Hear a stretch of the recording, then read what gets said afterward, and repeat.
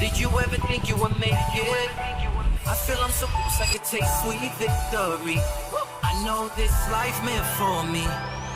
Yeah, why would you bet on Goliath when we got Bet David? Valuetainment, giving value's contagious. This world of entrepreneurs, we get no value to haters. How they run, homie, look what I become. I'm the one.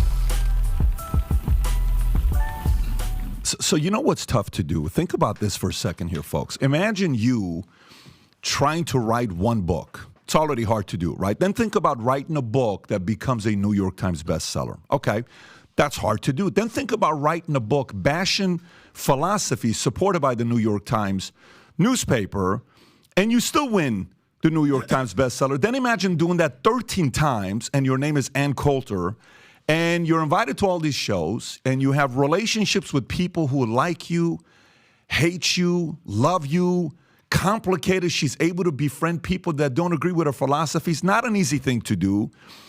She gets under people's skin within seconds if she chooses to. Just recently, we'll talk about this one here with a man you may recognize, Donald J. Trump. You guys had an exchange on Twitter and Truth Social. She is a conservative political commentator, author, legal analyst, a writer, columnist for New York Times.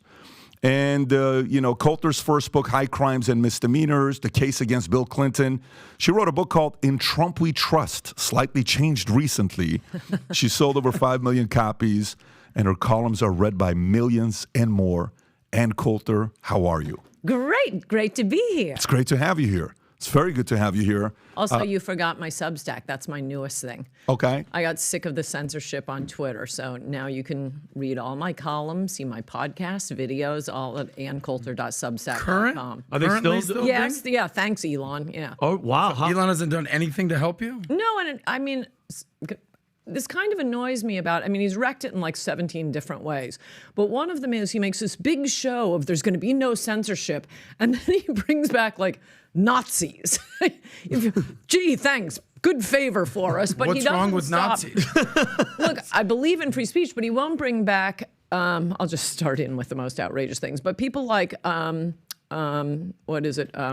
Jared Taylor, he was raised in Japan, so he speaks.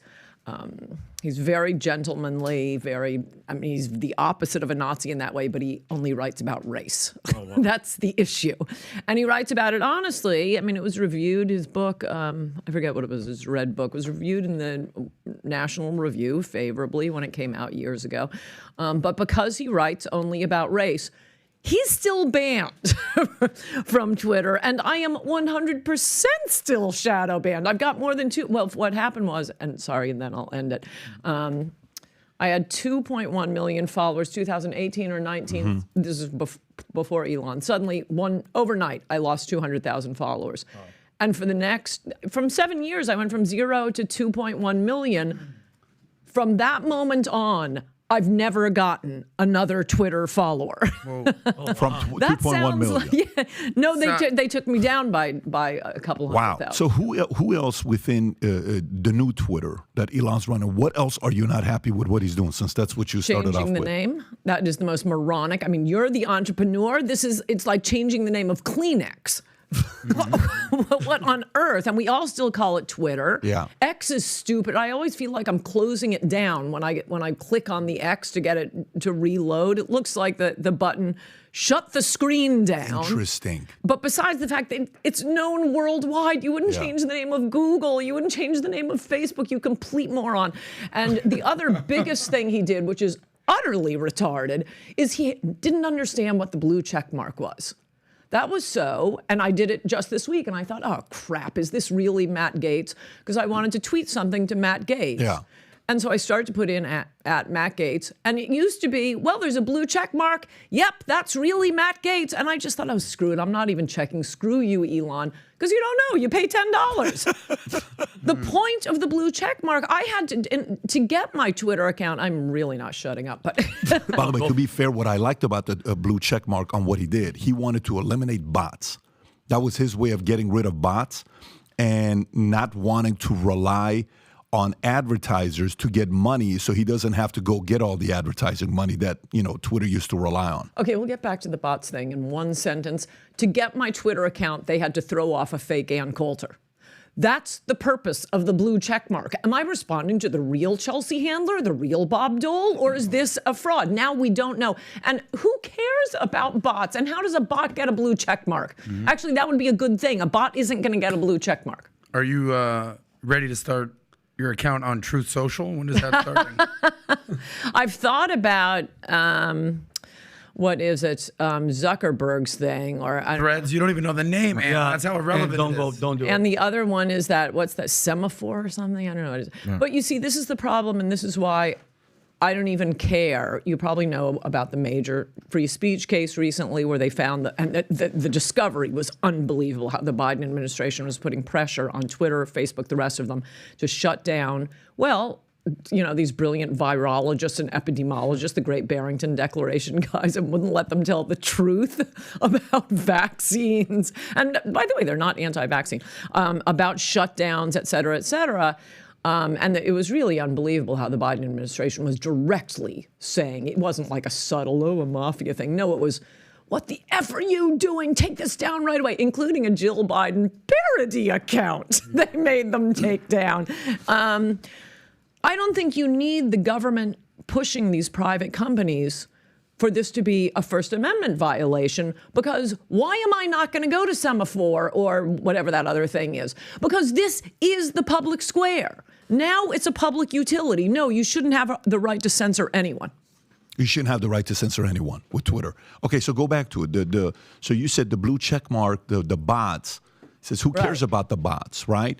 Well, the bots were a big part of manipulating and propaganda because, there were companies you can hire that has 1 million bots to get a tweet, to get 100,000 tweets to create momentum, but it's fake and what makes it look like it's so much more interesting. So to eliminate that, where you're like, yeah, this is probably a bot versus no, this is an account because a person's paying for it. I guess what he could do. Bots could pay for it. Bots could pay for it, but not times 100,000 accounts. If you think about that, and also, I don't think the blue check mark does anything about the bot. But I'll come back to whether I care about bots, which I really don't. But the blue check mark, if somebody doesn't already have 1 million followers, they shouldn't be getting a blue check mark. You have to be Bob Dole, Bill Maher. You have to be somebody we've heard of. That's the point. So different colors. So maybe keep it different colors. Yeah, if you pay for it, you could do that, right? If you're paying for it, it's maybe yellow, check mark, whatever. I know they're doing right now, nonprofit, whatever, government organization, and keep the blue check mark protected so that is the account. Because it's true, because you can look at Ann Coulter parody account, right? Such and such parody account, and it almost looks real. Like the AOC's parody account went viral and blew up. God. So what have you been doing lately? Obviously, it's been a lot of changes that happened since you went on Bill Maher and you told Bill Maher that you were the first person that's like, who's going to win today? I think who was to your right? She said Joy. Who was? Joy-Ann Reid. Yeah, from she MSNBC. was there, and then another fellow with a weird-looking shirt that was supporting Marco Rubio, and Gutierrez, who was supporting. I want to say he was talking about Jeb Bush, even though he's a Democrat himself. Yeah.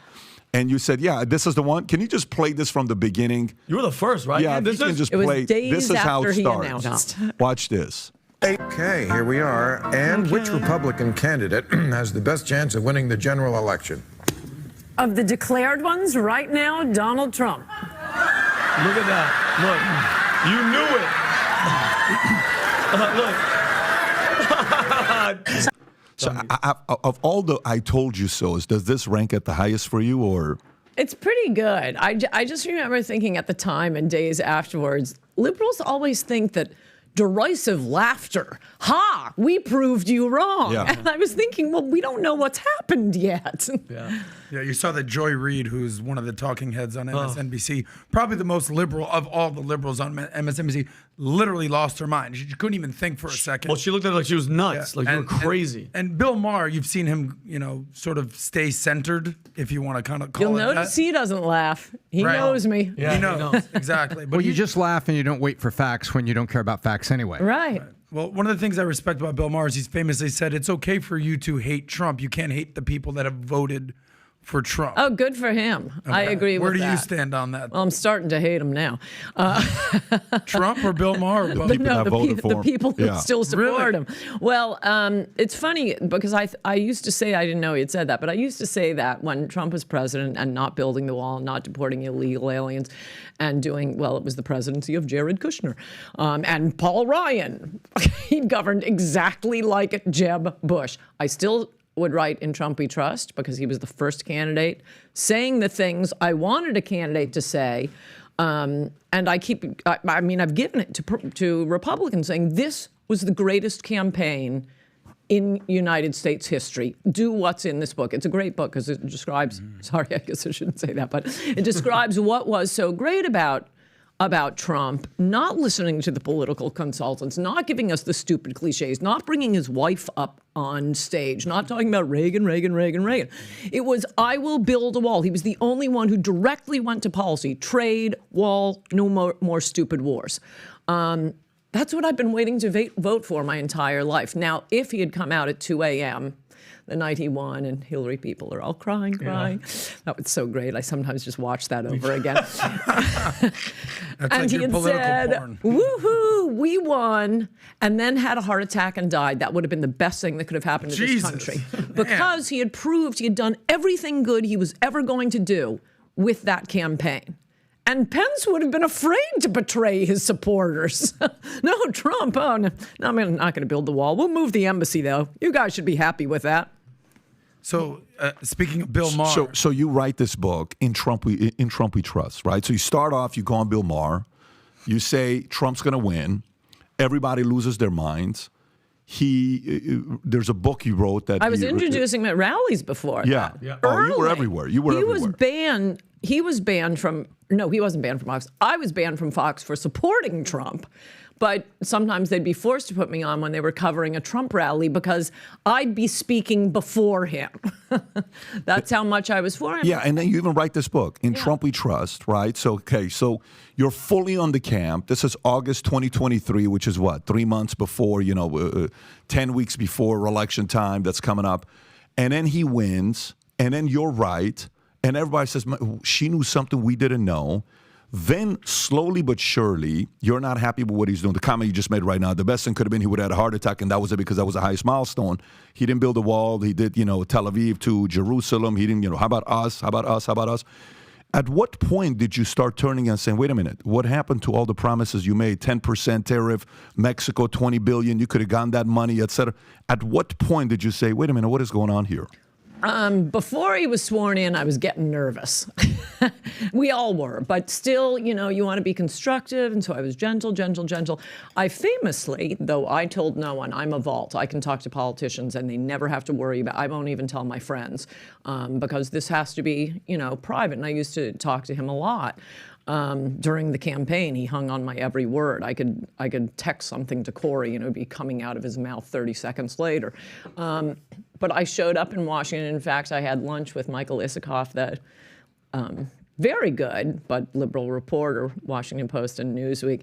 And I went straight from lunch to the White House, and I never sat down. I just stood right at the edge of the Resolute desk and yelled at him for 15 minutes, saying exactly what you just said. You are not doing what you promised. You got elected on the wall. You're doing nothing on the wall. You're doing nothing on anchor babies. You're doing nothing on trade with Mexico. Remember, it took him like 2 years to do that, even to end that. And I didn't start using the F word first. But once it started, they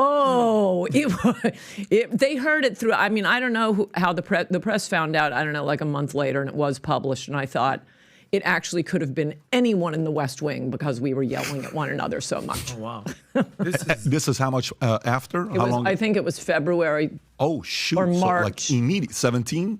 Yeah. So it did, okay. So now when he's putting his team together, were you and him directly talking, or was it mainly through Corey during the election? No, after he was elected, actually, every once in a while, I'd speak to him directly during the campaign. But when he was, standing up giving a speech, that was when I'd tell him, you're in New Hampshire, talk about immigration. They're opioids, huge issue. And then he'd be saying it. And by the way, I don't think I've ever told anyone that before, but screw him. Wow. I'll tell the truth now. And then I talked to him a fair bit on the phone, basically for the first year in office. And, you know, the way he tries to win you over, I met with him immediately after the speech where he was bragging about the size of his hands. And I said to him, I happened to be in Florida. I drove to Mar-a-Lago. I was waiting for him. It's him, Corey, Hope come in. And they're eating dinner. Hicks. And I said, look, I'm the only person losing money trying to put you in the White House. You're going to listen to me. No more bragging about the size of your penis at debates. And what he does is he tries to win you over by, you know, charming you and giving you oh, you're losing money here. I'm going to give you something worth $200,000, a membership to Mar-a-Lago. As if I'd ever set foot unless I am yelling at the president or president-to-be. Well, in that case, it might come in handy. Yeah. Right. Could have. Get right through the front door, no waiting. Oh, sorry. No, it's okay. So that was quick. So okay, so you're saying the last time you and him actually had a phone call was when? Was it in 2017? No. We kept talking. Then he called me and bragged about how even the liberal media. Remember when he bombed Syria and it turned out it wasn't chemical weapons? Oh man, what happened to no more wars? So, you know, Ivanka cried, kids died. So he starts bombing Syria. And remember, the liberal media loved it. Oh, they love when we bomb foreign countries. And he called me and told me how, can you see all the great press I'm getting? And I said, this isn't what you want on, sir. This isn't, it was supposed to be the wall. It was supposed to be our country. Why are you getting us more involved in the Middle East now?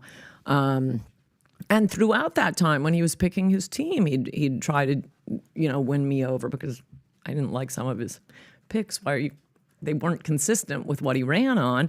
And I was pretty gentle about it. But he'd always like offer me something. Well, I could do something. Oh, you're not on Fox? You know, Rupert calls me 4 times a day. And I distinctly remember I said to him, I don't care about Fox. I don't care about my career.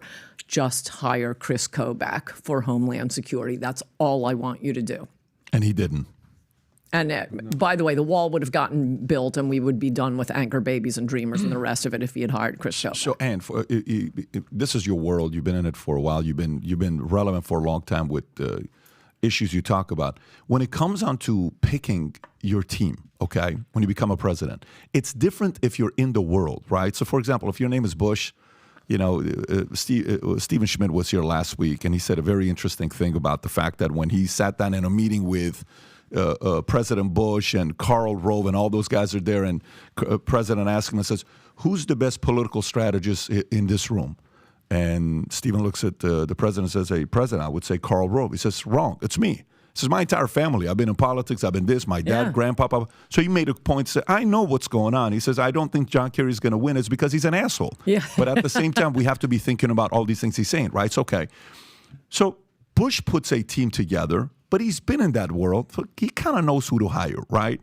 You know, if your name is Obama, maybe you don't know everybody because you're only a one-term senator.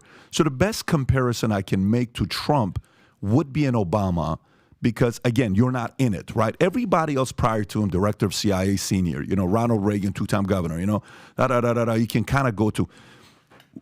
If he gets reelected, okay, because he's right now ahead by 40, 50, 60 points. It will never happen. So you're saying it'll never happen. Okay.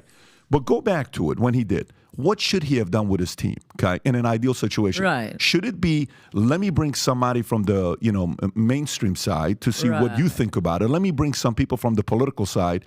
But who do you trust when you're in a position like that you've never been in that environment? Right. Well, first of all, I want to say those words have never been used in combination before. Stephen Schmidt said an interesting thing.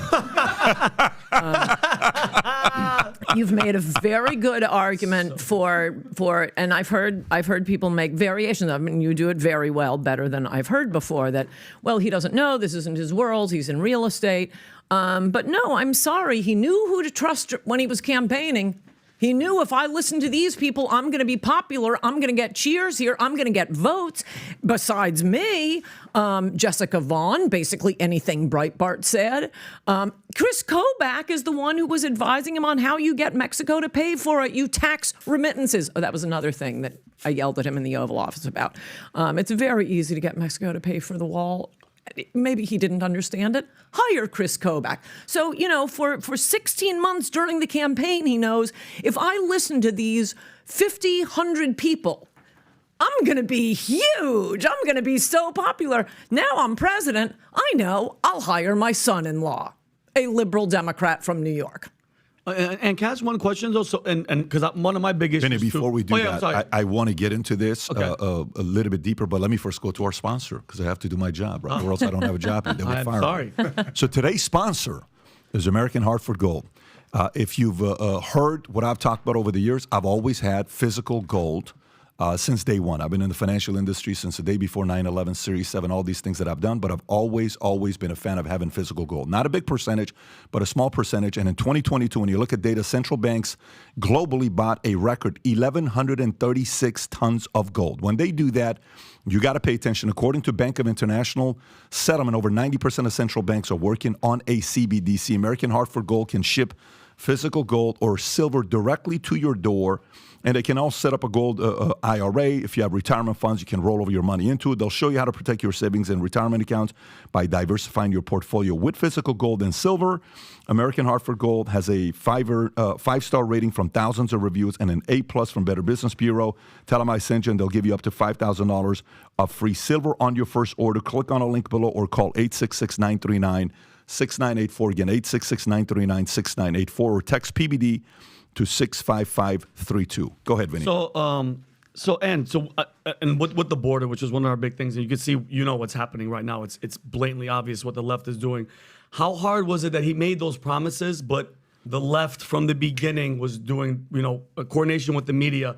Racist, you're racist, Mexico, this, that. How hard was it for him to make that promise? And I think he actually did believe in it. But how hard did the left make it for him to keep that? Because everything was about race, and how much did that affect them? Well, I write about that in Trump We Trust. I think it actually helped Trump. What you want to do, and I think DeSantis is doing this a little bit. There are some other things he could do it on.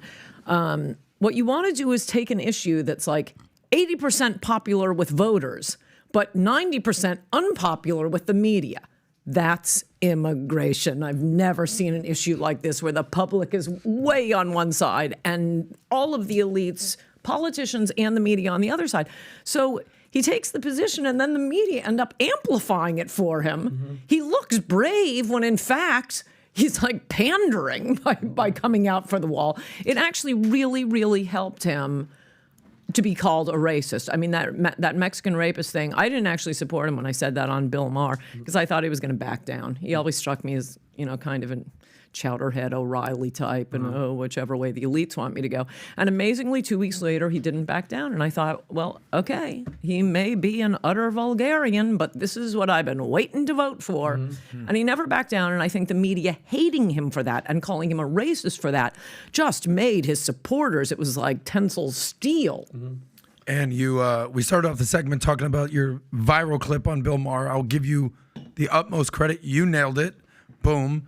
You were on Bill Maher recently again. This is within the last couple of years. That first clip was obviously in 2015. He said, look, you voted for him. You convinced. You called it. You called your shot, Babe Ruth style. He said, obviously, jokingly, but now you're finding out it turns out he's just some big fat lying con man, right? What was your first clue? So break that down. What was your first clue that he actually, in your words, lied to you in the American public? Well, in my defense, I always knew that was a possibility. I grew up in Connecticut, so I've been watching this guy Trump since I was a kid, and he is an utter Aravist, vulgarian, really wants just every bad adjective you can imagine. So that was possible, but again, he was the only one saying the right things. You know what? The mayor of New York right now, Mayor Eric Adams, he is basically the same thing. Who else would you vote for? He was talking about crime. At least he talked about it when he was running. You have to vote for him. You have to. Is he doing anything about it? No. No. I mean, I think in his case, it's more incompetence. It was basically once it was clear Trump got the nomination, he very quickly started moving away from, as I said, all the people who advised him to help him get the nomination to Jared's put in charge of everything. So okay, let's go back to the team, of putting the team together. Who were you fully against? Who was okay? Who was a good hire of the people he chose? And by the way, that could include the VP, because I know the VP was who? It was supposed to be Gingrich. It was Christie. It was Christie, Gingrich, himself, and one other, right? That were possibilities of being the VP. Who did he do where you're like, what are you doing? And who did he do where you're like, okay, that's a good hire? It was mostly, I'm trying to think right now, it was mostly lower level people. I don't think there's, I guess, but it's not my field. For Wilbur Ross, I think he was probably a good hire. Wilbur Ross was 98 years old. I know, but it's not in my area, so I shouldn't even talk about that. I think he may have been. So are half the senators, by the way. That's true. Betsy DeVos was great, it turned out. She was very good. And I think that's about it for the cabinet. Oh, and I liked Jeff Sessions, but who was the one lonely voice in the woods saying, don't make him attorney general? And are you tough to please? No, it would have been so easy. It would be so easy. For one thing, I'd keep Sessions in the Senate. But if you're going to put him someplace, in Homeland. And then have Kobach, if he's not head of Homeland, put him in charge of immigration. But I don't know. I'd keep Sessions in the Senate. And the argument that was made to me was, he's always wanted to be attorney general. And I love Jeff Sessions, but I said, this isn't like Make-A-Wish Foundation. You're president now. This is really important. But no, and I don't think Sessions did anything wrong. It was horrible how Trump humiliated him. But I wouldn't have put him there. I would have kept him in the Senate. And look, Trump ended up losing a Senate seat for us. But are you tough to please? And what I mean by tough to please is, okay, so for example, what president in the last, however many years, who has done a job where you're like, okay, this guy came through and did his part? Like, who has been someone where you've said, that's my guy, I'm sticking with him, he did great, he came through, he kept his word, da-da-da-da-da.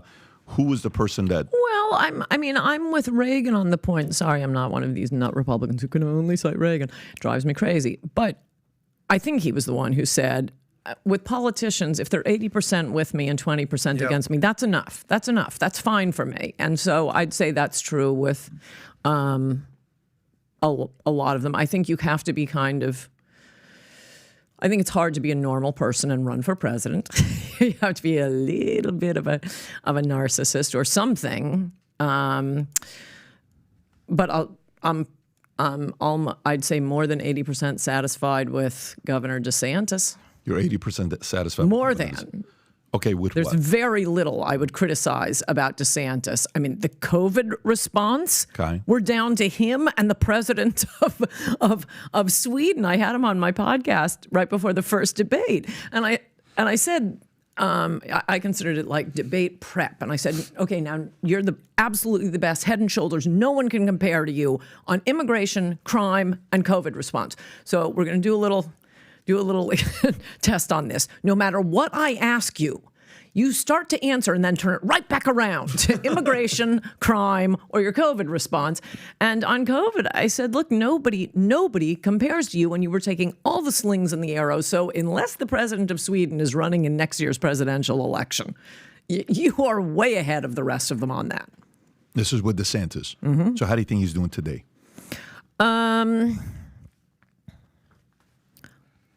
I wish he had read In Trump We Trust. I gave him a copy. I said, but you have to actually do it. You think he read it? I don't know. I think I still don't think Trump is going to be the nominee, though I wouldn't put money on it. I've put many stake bets on it. That may be a mistake. I have a feeling I'm jinxing myself. You don't think Trump's going to be the nominee? In what way? Yeah. Well, I wrote about this. It's on my Substack. It was about 2 months ago because I remembered this. I looked back and saw who was leading, who was the polls for the Republicans nominee for like 20 years. it was never the guy who turned out to be the nominee.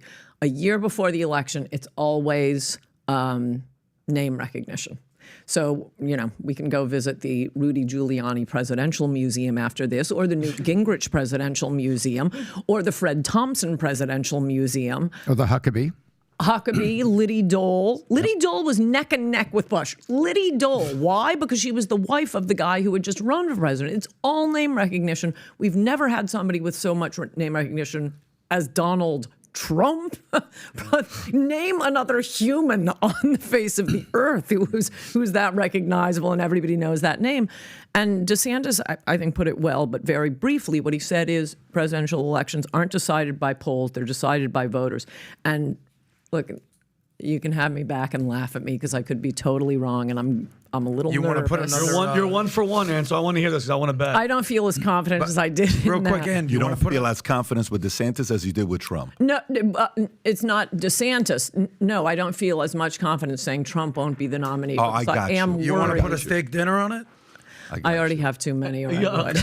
And I'm going to $50? bankrupt myself. Wow. And is your reason for saying that he won't? Is it because of everything that they're doing right now, legally, illegally, in my mind, to completely destroy him? Because if you think about it, mentally, politically, financially, it's an all-out assault. It's completely like if you don't see it, I'm saying as the public, you're dumb. Is that your reason for saying it? Or exactly the opposite. The Democrats know exactly what they're doing, and I wrote about this the day of the, again, on anncoulter.substack.com, the day of after the Alvin Bragg absurd indictment in New York. Trump was dead in the water before that. Nobody showed up at his announcement speech. Fox cut away from it. It was a bore. He was collapsing in the polls.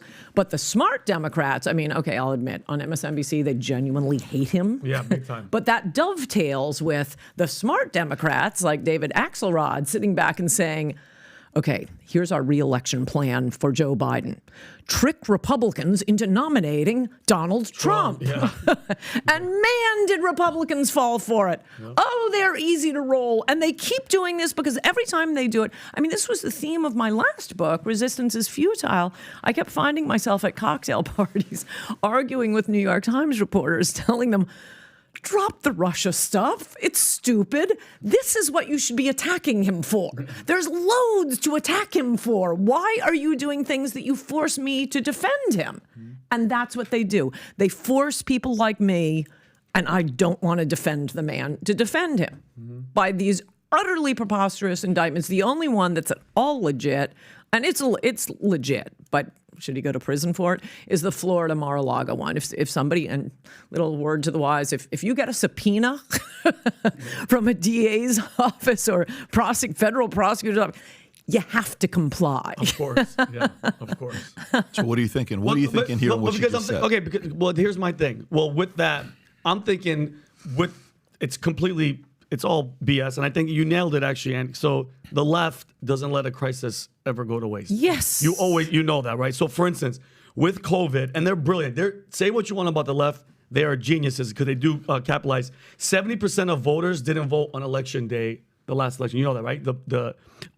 I'm sorry, they didn't vote on election day. It used to be the absentee ballots. It used to be 30% to 70% because of COVID. Everybody's staying home. It was 70 to 30. Okay, it was a coordinated effort. Zuckerberg donated $420 million. They had Antifa on the streets. They were, suppressing the vote, like you mentioned earlier too. Twitter had how many FBI agents there? They had $3.5 million FBI gave to stay there, censor all the stories, all the Biden stuff. So my question to you is, and people thought that they cheated, and what are you concerned that they're going to manufacture another crisis to keep, to do that same thing, or are the pieces of the game already set up for them to win?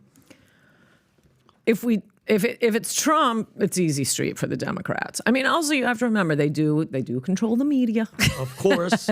And whenever Republicans have some great idea or conservatives are pushing on me, and I say why it won't work, and they say, yeah, but that's not fair because that's not how the media treated Democrats. And I say, as with January 6th, but the media is being unfair to us. If you are so stupid not to know that the media is far left and you're not going to get any help from them, you shouldn't be running into the Capitol. You are too dumb to even remember to go to the bathroom. So they can mostly sit back on easy street if their whole reelection plan for Biden is trick Republicans into renominating Trump. If it's not Trump, Okay. and if Biden has to debate with Ron DeSantis, It's over. what they're going to do is, my suspicion is, they'll pretend we've got a new variant. And mind you, they tried testing it, and we were just tired of it. But I just have a feeling. Do you genuinely think that's going to be Biden? Biden's going to make it to the actual. He's going to be the guy. I don't know. Who else would you? Do you think? Because Newsom, I'm not running. I'm kind of running. He's debating DeSantis. We're still baffled. Who do you think? If it's not going to be Biden, who do you think is going to be that slippery snake that just comes in? And by the way, this may be one way the Democrats, although they're conning Republicans, trying to get them to renominate Trump, they could also be conning too many of themselves that they think, oh yeah, it's definitely going to be Trump. We don't have to worry about anything. We'll do Weekend at Bernie's. This will be fine. If it turns out that when voters go to vote, they do not vote for Trump, then they really are going to be in so much trouble. But I think they have to, I don't know that much about election law, but I think they have to decide pretty fast, because there are state laws, I believe, that prevent you from being on the ballot if you're not nominated in time. And I think they have another month to make a decision. So you think they're doing all of this stuff to give Trump momentum and help him out to be the nominee and beat DeSantis? I think the smart ones are. The dumb ones just hate Trump. And that's basically the entire MSNBC staff. So you're saying they are scared that DeSantis is going to come and beat Biden. That's what they fear. I think almost. DeSantis is having a hard time beating Nikki Haley. DeSantis is getting, first one he had a hard time with Vivek. He's getting other people that are coming up. Because, and by the way, again, I'd love to hear that part. The follow-up would be, you got the most popular president of all time, okay? Not, Joe Biden, Tony Robbins status type of motivational speaker, but the most popular president of all time that we have, 81 million votes, whatever the number is, right? Okay. Trump on the other side, the most fanatical supporters Republicans have had in how long? Maybe since Reagan. Fanatical. I don't think George Bush had fanatical. I don't think Senior had fanatical. That doesn't get you more votes. Okay, but it's fanatical. That comes down to the middle, which is the independent libertarians. It's really 4 or 5 different. Yeah. So Republicans. To win yours. Okay, fair. So, but when it comes down to it, you're saying a DeSantis who has a hard time with the stage. When you watch him, he's not necessarily one that's winning it. If you look at this right here, this is not us showing it. This is, the poll showing from how close he was to Trump and how separated it gets more and more and more. Right. And you see Haley is not coming up to the point where somebody called him a bird brain. Haley. Who called Haley a bird brain? Somebody you may recognize, your friend, called him a bird brain. Maybe that's because she's a threat now, that she's coming up. She's getting too much attention. Hated her. You've always hated her. Yeah. So you actually agree that she is a bird brain? Hey, were you the one that sent her the bird cage and the food? Somebody sent her. They said Donald Trump's camp send her a bird. So you think DeSantis stands a shot at beating Biden? Yeah, yes, I'm worried for the reasons you say. Okay, he's not a showman on the debate stage, and this could be, wishful thinking. But one thing I've noticed about presidents is we tend to go back and forth. It's like me going back and forth on boyfriends. The smart, ugly one and the good-looking, stupid one. And you just keep going back and forth and back and forth. And who won? Who's won so far? It's actually a very good case study. Well, what you ought to do is have 2 at the same time. I'll talk to you, make now out you're with talking you. about Yes, and let's go. That's good. Saucecast. And throughout the day, I talk to Bob, but I'm not. Jose. The workout friend tennis pro. And the voters similarly seem to go back and forth between highly articulate presidents and marbles in their mouth presidents. So Reagan, unbelievably articulate. It drove Democrats crazy. And Hollywood. Okay, then we get marbles in his mouth, George Bush 1. Then we get Mr. Smooth, Bill Clinton, and it melts in your mouth. Literally. You know, it's really sexy when you say that. And then we go from there, from another marbles in your mouth bush to, oh my gosh, the most articulate president we've probably ever had, Barack Obama, to Trump, who has a vocabulary of about 50 words. What do you mean? He has the best words. China. Disaster. He knows the best words. And they're the strongest. And what Very would you say to strong. the people, Strongest words. since you're speaking of your love life and multiple guys, that you sound almost like was a a scorned metaphor. lover? You sound like you're someone that was in love. You guys are fighting and literally cursing each other out in the White House. You guys have this text message relationship. You guys are so close. You literally I'd say it's nailed very his election. sexist. Very sexist. Very sexist. It reminds me of that. I don't know if you've seen this, the Seinfeld episode where Elaine is going crazy because every time she's angry at a woman, cat fight, cat fight, cat fight. And not smart people who want to attack me always do. I mean, look, I don't know if you guys were paying attention to politics then, but when Chris Christie, governor of New Jersey, took on the teachers' unions, oh my gosh, that was the most beautiful thing to behold. And the public sector... Many viral clips with him on that. And the public sector unions are a huge problem for this country and for state after state after state. So I was a huge Chris Christie fan. Oh, and by the way, met with him too, privately, and harangued him for 2 hours about immigration is the most important issue. But no, he decides he's going to listen to the Wall Street Journal and collapses.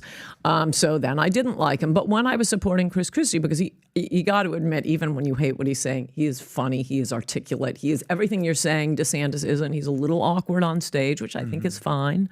I think people will get over that and just look at his record. At least that's what I'm hoping. You don't sound convinced, though. You're not convinced. Well, you're hoping. You're not. Well, it's a long time in advance. I generally don't like to make predictions. They made me on politically incorrect. Real time. Sorry, real time. They're still politically incorrect, but still. So let's go to the exchange you guys had a month ago. Can you pull this up, Rob? Let's just show the exchange you guys had a month ago. So, It wasn't exactly so if you wanna go to truth first, yeah. So Ann Coulter, the washed-up political pundit who predicted my win in 2016, then went unbearably crazy with her demands and wanting to be part of everything, to the Constitution of all, has gone hostile and angry with every bit of her very nervous energy. Like many others, I just don't want her around. She wasn't worth the trouble. And part two, he says, page 2, he says, has Ann Coulter, has been Ann Coulter, is a stone cold loser. And then you respond, if you want to zoom in here, Trump begged me to go to Bedminster this week. I said only if I could record a Substack with him. But the gigantic pussycat is too afraid of me, so instead he did this. Pat, there was no cat in there. And it's all in capital letters, all in caps. Leave the cats alone. So what happened here? What happened here with the small little public feud you guys had? A friend of mine who owns a restaurant in New York where a lot of journalists go went out. It was written up in a newspaper, and he had the newspaper on the wall, and I happened to be at the restaurant that night, so I was in the article, so we got everybody in the article to sign this blown-up article. So he wanted to get, and among the people who go there are Trumps, none of the one names you know, but still in the neighborhood. And so he wanted to get Trump to sign it. So he goes with Trump's sister out to Bedminster. And Trump is signing it, and he sees my name there, and my friend calls me. I'm out in the Hamptons, and he's desperately calling me. I have to talk to you. I can't put this in a text. I got to call. Okay. He said, you know her? You know her? You got to get her out to Bedminster. And he said, he circled around to me 3 different times. He said, you got to get her to Bedminster. You got to get her to Bedminster. And I'm thinking, well, I don't want to hurt the restaurateur's feelings, but there's no effing way I'm going to Bedminster. And then as soon as I said, I'll think about it, but probably not. And then I hang up and think, oh my gosh, I have a Substack. And so I text him back and say, no, I won't go to Bedminster, but I want him to do a Substack video with me, which I do all the time, about once a week. And I have big, important people on, not as big as you, but pretty big. And I know he's not going to do it. So first he comes back and says, oh, he doesn't do Zoom. And then I'm saying, okay, I'll come out there. And I'm talking to all my techie friends saying, I need every one of you wearing a GoPro. because I'm going to go out there and he's going to say, no, I won't be interviewed. He wouldn't do it on camera. I knew he wouldn't. So all I get back is, yes, maybe we'll set it up. You know, people are going back to Florida now. This was a month ago. Nobody's back in Florida in August. He's not going back to Florida. So some of my journalist friends said, so is this happening? Is this happening? Are you going?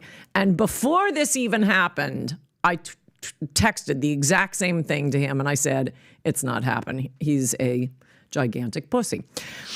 He's too scared of me. He won't do it. And then, you know, I'm just going about my day a few days later and I start getting all these emails. Why is Trump attacking you out of the blue on Truth Social? Well, this is his chicken way of saying no. So how much after the exchange did this attack on Truth come out? Oh, it happened like 2 days after they were giving me BS excuses about when we're going to do the Substack. So why do you interview. think he wanted to meet with you in Bedminster? What do you think his outcome was or motive was? Take a picture with me. And put it up on Truth Social and say, look who's supporting me again. Oh, wow. But he wouldn't do that. Oh, though. he totally would. You know why I don't think he would do that? You know why I don't think he would do that? Because within seconds you would deny it. Okay, but I explained what happened with that attack. So he doesn't care. No, but it would be a very bad look for him to do that.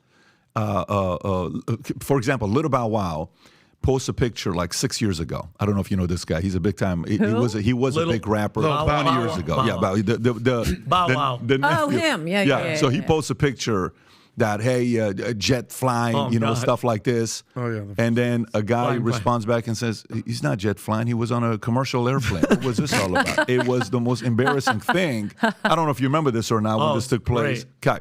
So for Trump to post a picture of you to say who's supporting me, within seconds you would trash that.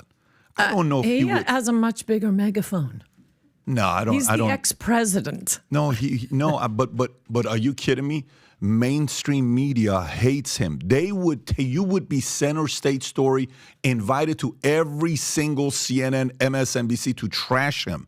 You would get that I don't think that would be. They will only invite people on. I mean, isn't that curious that they haven't invited me on to trash him? Why? Because I trash him for not keeping his promises. This is how much they want open borders and they want to destroy this country. If you attack him from the right, as I'm doing, oh no, it's your kryptonite to the networks. Only if you come on and say, we almost lost our democracy. So your biggest issue with Trump essentially is he's not Trumpy enough. He didn't keep his promises. You nailed the nail on the head. You're not attacking him from the left. Everyone else is.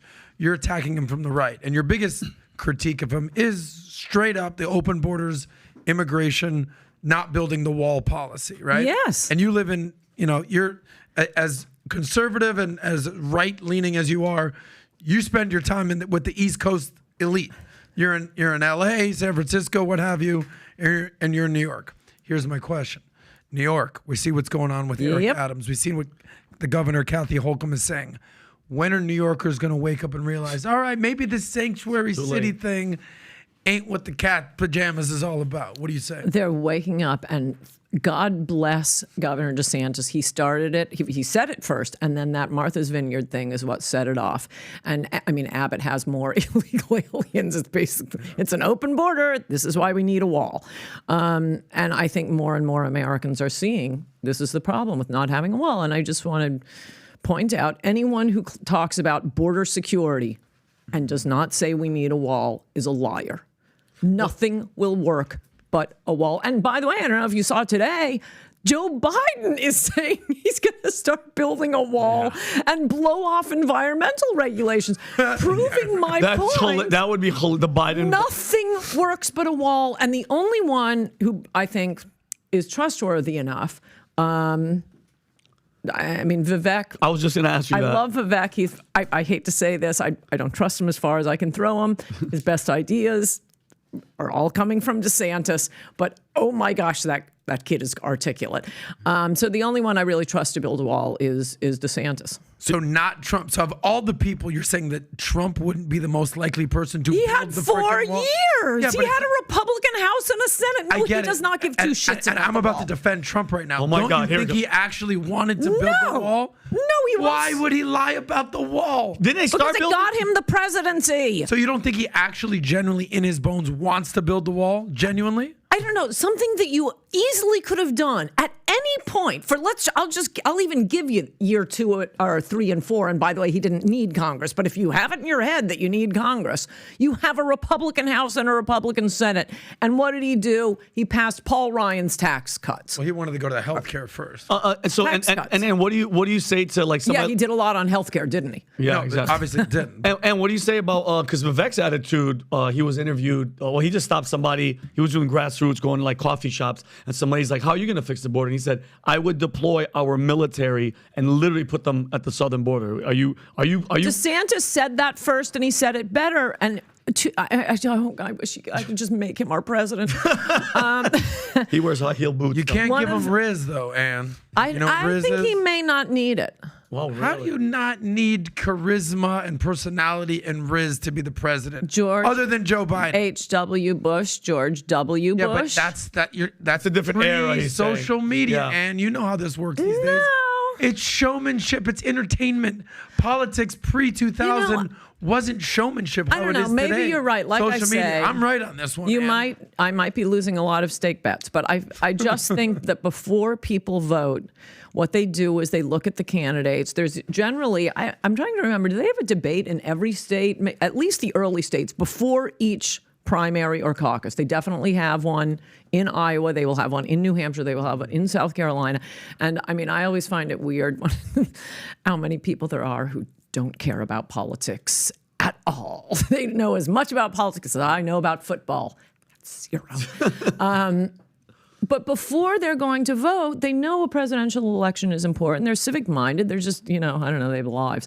And before that primary comes, they look up the candidates. And that's why we didn't have President Fred Thompson. Yeah. And as for Haley, there was one thing I was going to say about why I think she's going up in the polls. There was one thing that I will admit so far I've been wrong about, because every 4 years, my entire life, at some point during the Republican presidential nomination process or a primary process, the Black Republican is polling at number 1 or number 2, and I mean, many of them I've actually genuinely liked, like Herman Cain and his 999. I liked Alan Keyes, lots of them. But it's just so pathetic that Republicans are so desperate not to be called racist. Oh, I like Colin Powell for president. Oh, good for you. And so I predicted that at some point, Tim Scott. Yes, there it is. Tim Scott would be polling first or second. At some point, first or second. So far, I've been wrong, but now I think Haley's taking the place. No, I'm for a woman. You can't call me sexist. Yeah. Because I think she's been an absolute disaster in the debates. So are you saying it's all just optics, or they're actually Steve Schmidt, your old buddy who was McCain's campaign manager, actually was like, oh, I didn't realize how racist the Republican Party really is. Yeah. So what are you exactly saying about the black nominees and the racism? Oh, what I'm saying, Republican Party. No, nobody's racist. Nobody. Well, actually, there's a lot of anti-white racism. The number of white people who are racist, we couldn't fill up this room. So no, but Republicans are so. I mean, your average Republican, obviously I'm not, are so afraid of the mainstream media calling them racist. No, let's prove them wrong. Let's prove them wrong. It's the weirdest thing. I don't know. White people have a suicidal gene. White guilt is what it's called. White You guilt. brought something up, and there's something to be said. The national polls are national polls. And then we go to New Hampshire. And then we go Right. to Iowa. And people still don't understand, even though it's been explained at length, that Iowa's not an election. It's an elimination caucus. Right. It goes like this, like this, like this, like this. And so all the national polls do this because they have to sell ads and have something to say. All the people on TV that, don't make jobs, they make noise. So you've got the national polls saying, oh, what about this? What about this? That's why Fred Thompson was up after he goes on Johnny Carson and he talks about that. I remember that. And that's why, Mike Huckabee, Huckaboom, the headline was on Drudge in the early days of Drudge when everybody was like, is this really a newspaper? What's going on? How is he influencing us? And then you go down to the micro polls. So the question is, within these micro polls, they always surprise everybody. So do you think, and I'm kind of circling back, that in New Hampshire and Iowa and South Carolina, the first 3 that matters, because then a bunch of PAC money follows you, almost like the vortex, right? That they're going to find a way basically to keep Trump off the ballot. Because that's the only way he loses those primaries in what, 110 days? Oh, I don't think so. Do you think that he can lose on the ballot and lose? Yes. Wow, that's surprising, because you look at the. I'm not saying it'll happen. I'm not confident, but I think it can happen. How? I just think people start paying attention, and I think the real Trump cultists, the ones who say we don't care what he does. We don't care. We don't care if he doesn't build a wall. We don't care if he gives amnesty to dreamers. I think the number of Republicans who think that is not that big. I think there is that cult, and that you think that that's 40% of Republicans. I'm thinking it's more like 10%, and they'll come along. Who don't care? Who don't care about any of the issues. It's a cult of personality, and you Only see them on 10%? Twitter. Of Republicans. Right, of Republicans. Because it's, I don't know, maybe Republicans are dumber than I thought. Well, the math is sort of proving you wrong. I mean, if you look at his approval ratings within the Republican Party, I mean, it's no longer the Republicans. If you don't agree with Donald Trump, you are now officially a rhino. You're a rhino. I don't know what the hell you're, a stegosaurus at this point. It's MAGA or nothing. Or nothing. I am worried that crowd, the personality cult, may be bigger than I think, but I just think most of those people, when they are asked, because it's always been a popularity contest the year before. There's no reason to think this year is different. I think when they say Trump, what they mean is screw you, media. I hate you Democrats. I hate Biden. I hate what's going on. And the first name they can think of, I mean, ask me to name a football player. What's his name? Tom Brady. Okay, I'm out now. Taylor Swift. She's the biggest football player in the world now. I got no more names for you. So I think a lot of people are like that, I mean, the not caring about politics has utterly formed me, but you do meet such people. And when they say Trump, I think it means something different. And to that extent, I agree with Mar that I love Trump supporters. I mean, even when I hated him when he was president, and you'd see these huge Trump flags, it would always warm my heart, the big signs. I thought, I'm sure I would like these people, because I think they like him because of all that wall stuff, because of how he was going to put us first, how he was going to bring jobs back, how he was going to, strike better trade deals. Well, didn't do any of that, but he moved the embassy. What do you think now, voter? Mm-hmm. Now, those people, I think we win back the percentage of the ones where they literally wouldn't care if you were governing exactly like Biden. They're just slobbering over Trump. Yeah, we're not going to win them back. And you said you travel a lot, right? I assume in 2015, 2016, when you nailed the Trump thing, you had the MAGA, the Republicans, taking pictures with you, shaking your hand, giving you hugs. When you travel now, I assume the liberals still hate you, no doubt. What's the Republican MAGA people say to you when they see you? Well, it's probably not representative because of where the places I'm going to end up. But actually, after the 2020, I don't know if it was after 2020 or if it was after January 6th, I've had so many Republicans come up to me and say, I hated you when you were attacking Trump during the presidency, and now I see you were right. So that's all I've gotten from Republicans. Now, I don't think that's representative. I haven't gone to, I don't know where these Trump cultists live. I mean, when I saw January 6th, I think I tweeted this, I thought to myself, I've been wondering who still supports this guy. Okay, there they are. And they're not there. They're not exactly masters of the universe. The shaman. The shaman, exactly. Those are the people. So I'm not in a place where I want to believe you. I want to believe you, but the numbers don't support what you're saying. So it makes you look bitter, and it makes you look angry, and it makes you look that no one can please you. Trust me, like you're somebody that I watched over the years, even till today. When you talk, there's like, in finance, there's a guy that they think he's cuckoo. His name is Michael Burry. Michael Burry is the guy from the movie Big Short. He's the guy that said the market's going to collapse. He's out of his mind. He's crazy. He's not. He just had a $1.6 billion bet against the S&P 500 6 weeks ago. They're like, what? So he took $1.6 billion of his client's money and he shorted the S&P 500. What's this guy thinking? No, he doesn't know what he's talking about. He's an idiot. He's this, he's that. I want to know what he has to say, right? Okay. You are a Michael Burry of politics because you said Trump's going to win, and he did. Now, Michael Burry's not 100%, right? He's not always going to get it right. It's just impossible, right? Because it's speculation. There's a lot of things that can move. Same with you. So to be fair to you, you're not going to be 100% right. This is not a world that you can be 100% right.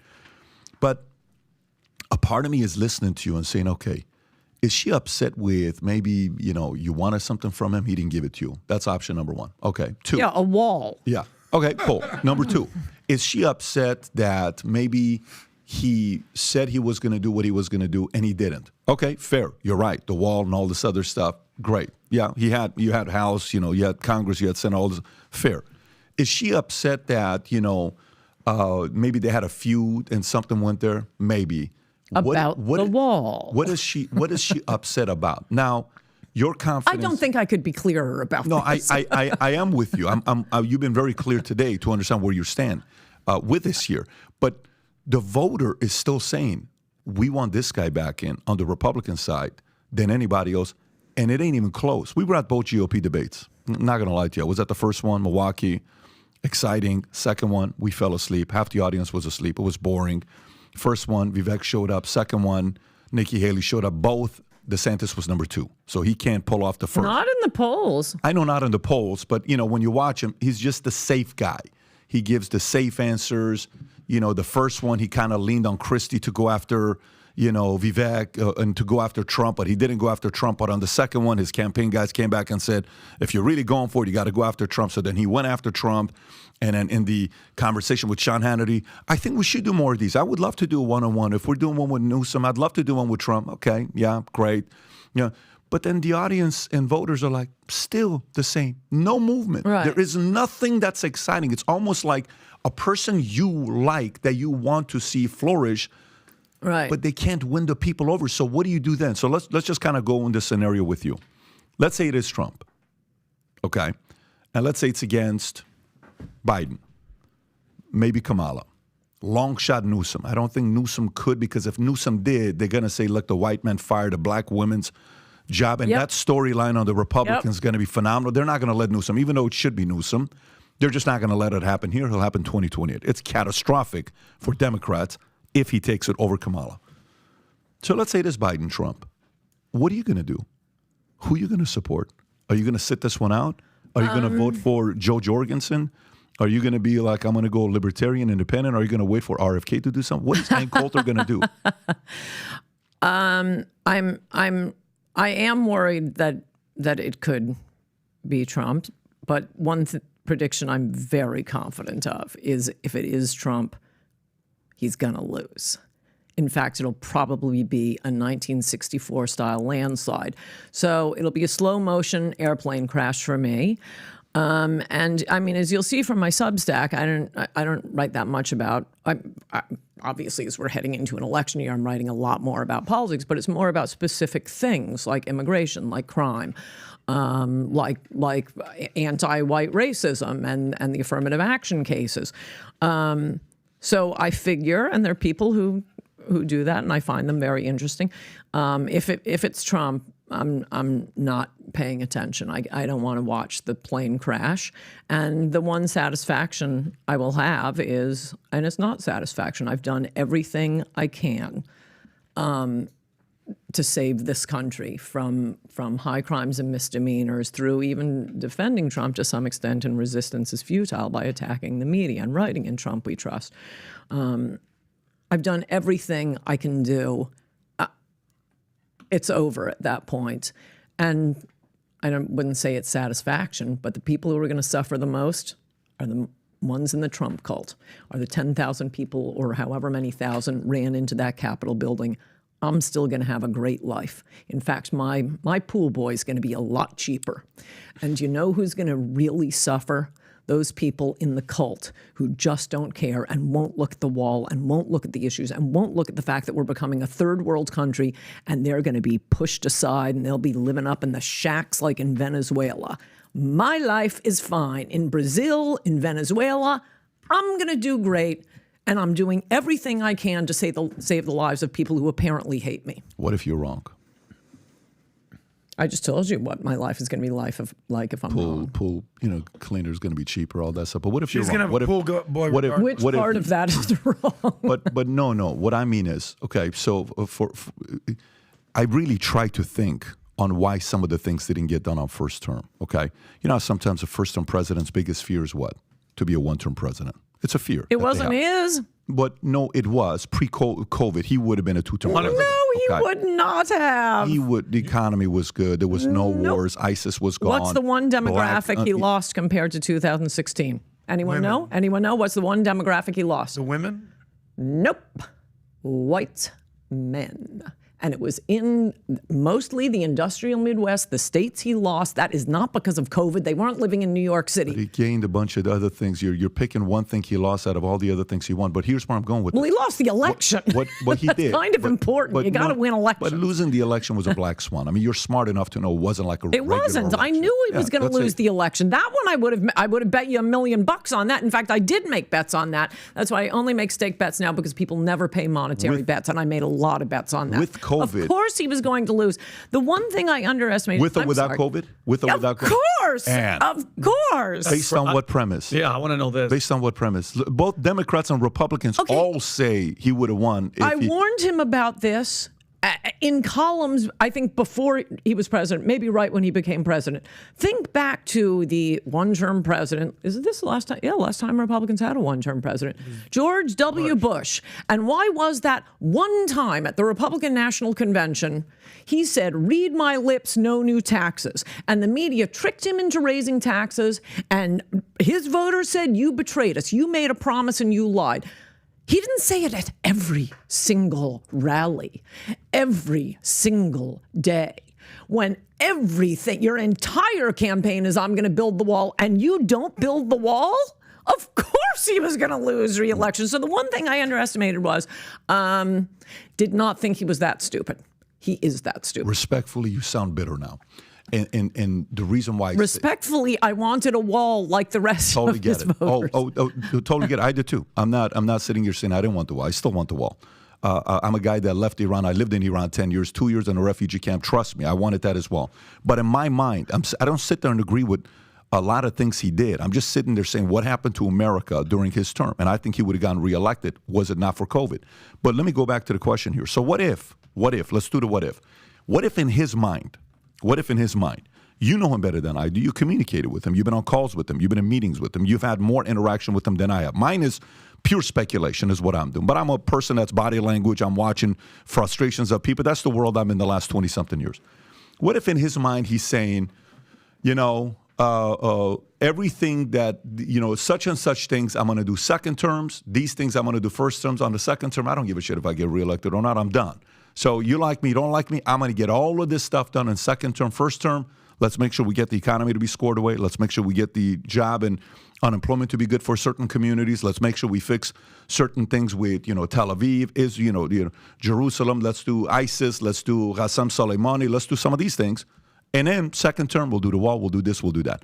What if that was part of his strategy? What if, that's not saying it's the right strategy, what if that was part of his strategy? Well, he should have told us that during the campaign. I'm not going to build the wall first term. No, when I said I'm going to start day one, when I said I'm deporting dreamers day one, no, what I meant was day one of my second term. So A, don't lie to us when you're campaigning and getting our votes. B, you sound like a battered woman making excuses. Well, maybe he won't hit me next time. It's been 4 years. He's been beating the crap out of you. He had 4 years, Patrick. 4 years, Yeah. 2 with a Republican Congress. Oh, but I know he could have not hit me, but maybe he was thinking he was waiting for our golden anniversary to stop hitting me. He was just waiting for that perfect time. No, he had 4 years. He didn't build it. I don't know what other proof you could possibly want. But didn't they? I mean, they did start He did building. nothing for 2 years. There was zero building of the wall during Trump's. And in the end, he built, according to his own Homeland Security, about 50 miles. And 50 miles across a 2,000-mile border. And then how much of all that, with what Pat said, the goals and this and that, I do disagree. I think Trump would have won 100% if there wasn't COVID. But what about everything that was happening during that 4 years? Russia, collusion, racist. It was just over and over and over. How can you even focus at one thing when they were trying to get him out since day one? Well, if he can't focus, he shouldn't be president. And it was the same way during the campaign. You think they were, it was all, wine and roses during the campaign. It was one thing after another. The Mexican judge, the Mexican rapist, every little thing he said, they would leap on. It was headline news. He was bozo, the McCain thing.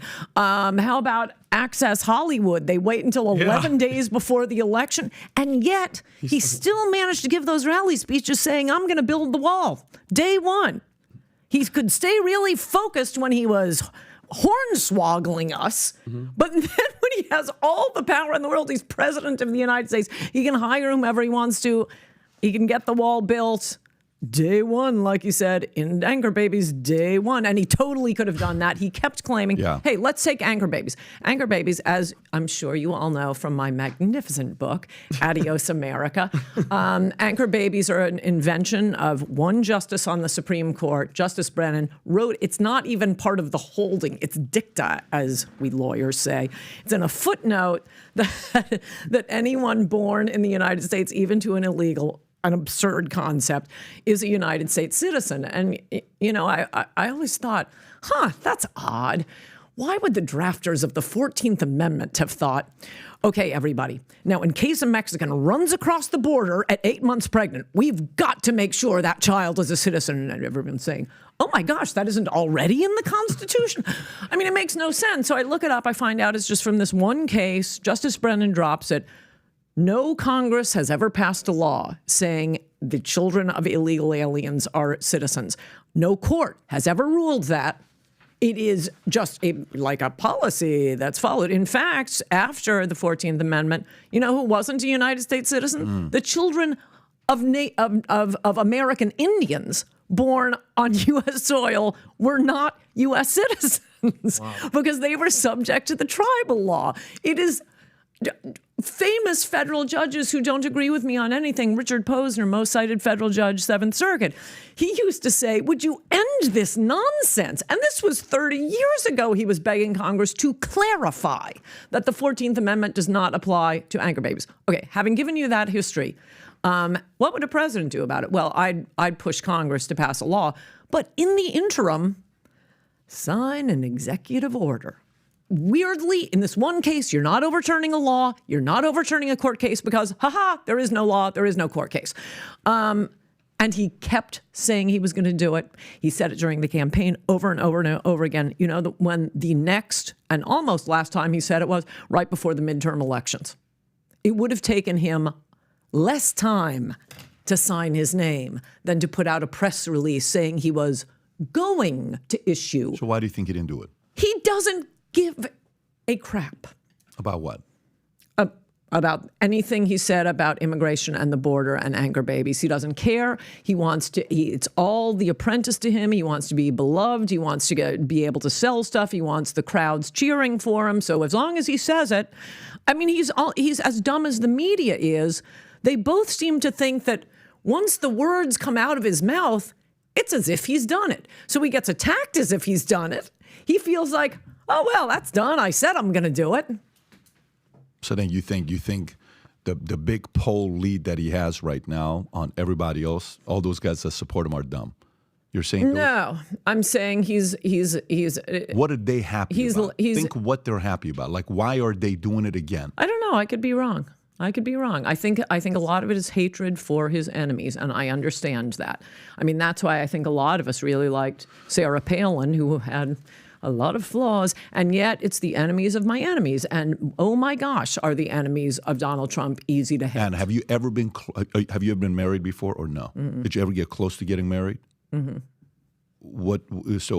So this is getting a little personal. But I'm gonna ask a different, and I'm gonna ask you from. And by the way, again, I think this is sexist. Oh, the Christie point when I was for Christie, yeah, they'd all say, "Oh, chubby chaser." I didn't even know what that meant. It's like girls who like fat guys to have sex with.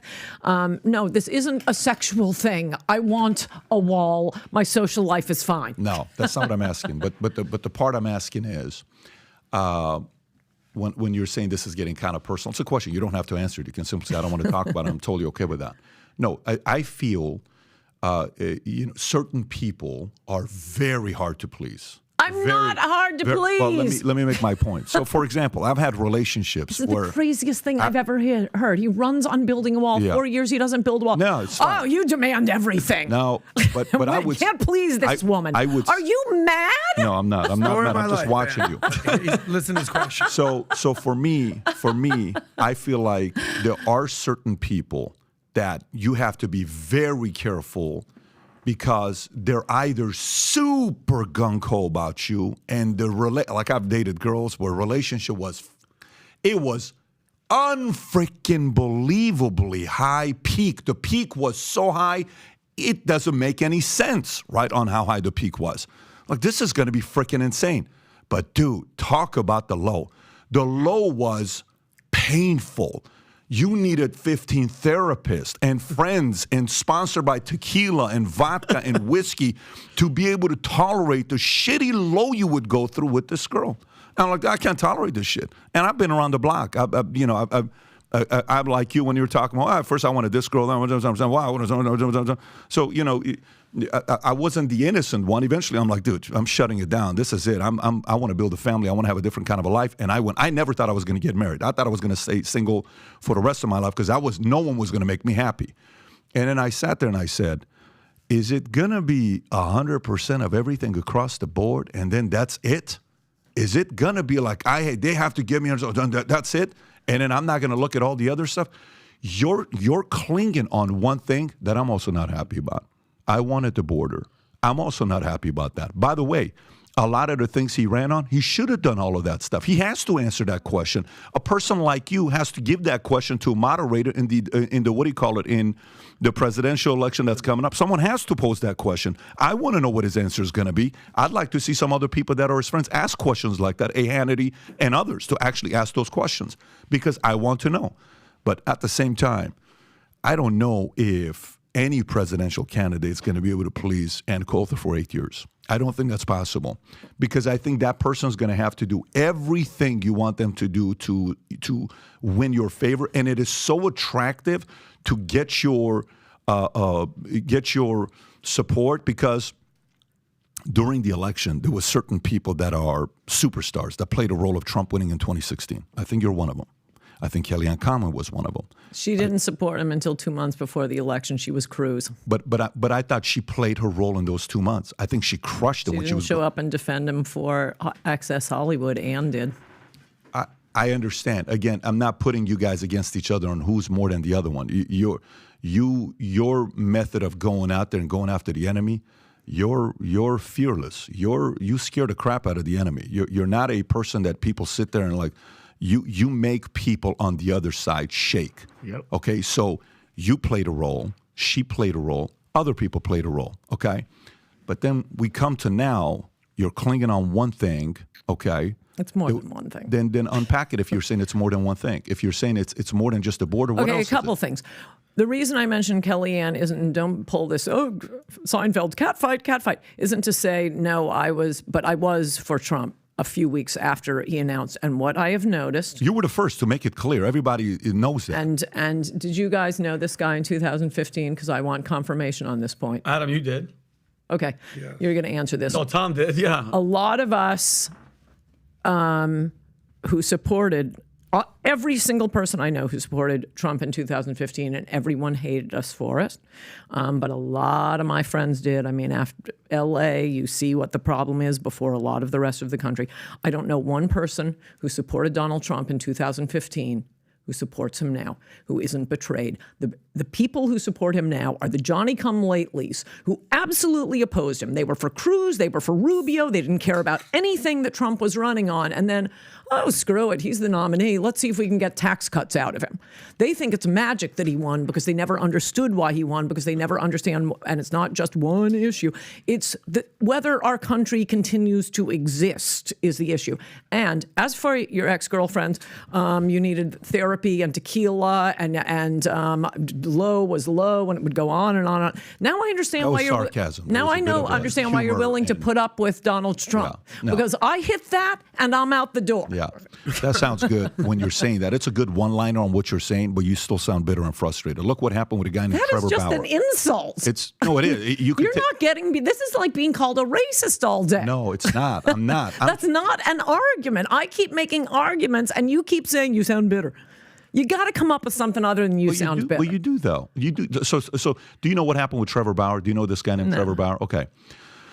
So, Tom, did you see what happened with Trevor Bauer yesterday with the story? Wait a second. I didn't get an answer. Did he support Trump in 2015? Well, 2015, not 2016.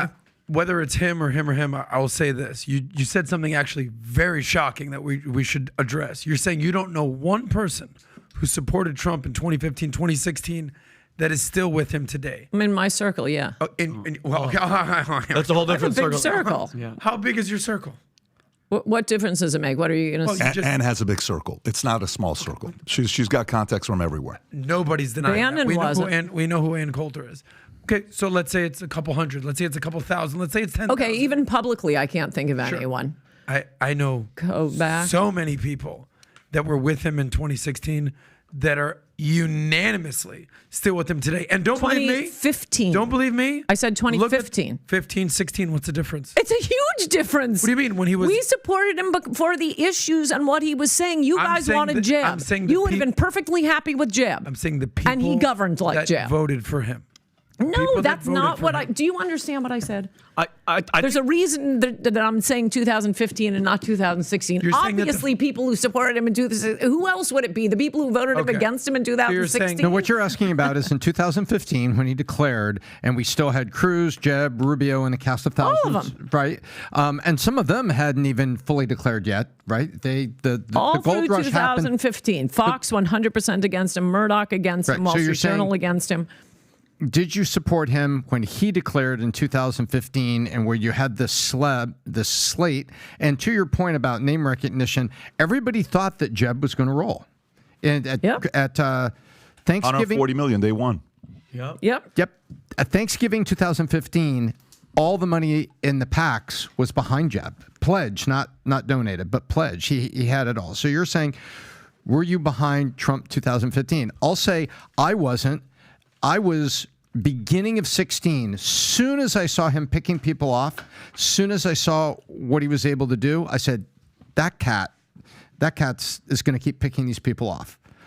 And so, could I say? So I was early 16, but I see what you mean. It's like when he declared, were you with him and saying, "This is my guy"? Or not just June 15th. I'm giving you 6 months to come around. He kept talking about immigration, and I would add that you think he's a good debater because, and I looked this up and wrote about this recently on Substack too. It's easy to forget because he did kind of change the whole campaign, sort of changed the landscape. Republicans are afraid to say some of the stuff they used to say. Everyone on that debate stage with him was open borders, and they were all attacking him when he came out for the Muslim ban.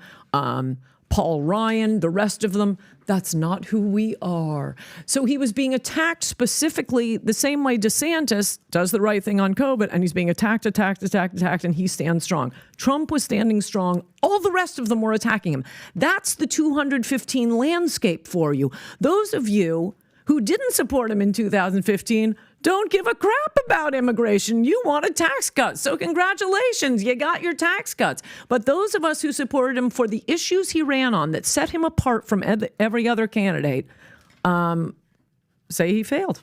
You're talking about the early adopters. Well, because 6 months you have. Well, and take somebody like me because I'm the average Joe, military veteran, family, legal immigrants, brother and sister, military veterans as well. I could honestly have cared less about Trump. You know, you're fired, all that. I could never care less. The personality when he was on stage, when he started going at people, then I started becoming more attracted because I'm like, okay, he's funny, he's witty. I'm a comedian myself. But then I think once seeing what they did with, you know, the collusion, the Russia, and that he risked, and I got into it with Steve Schmidt big time, where I was like, because he's just Lincoln Project, it's all BS. I go, this guy sacrificed everything, wittingly or not wittingly, pulled back the curtain and let us all see what they were doing. So it's like almost like we want him, and again, I'm saying for us, because these are the people that you guys were talking about, it's almost, we have to, because it's not fair what they did, and we want him to go again. The ISIS he destroyed, to me, he tried with the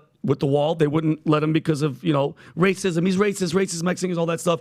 I'm that average person that's like, I'm sticking with the guy that I went for the first time, and I want to see him try to accomplish all those things the second time, because from the beginning, it wasn't fair. I'm that average person that was with them from 2015, because once I started seeing him, I was like, it's Trump. I'm from New York. You're from New York, right? And I wanted that guy to win. So it's like, I'm that average person that's still sticking with him to this day.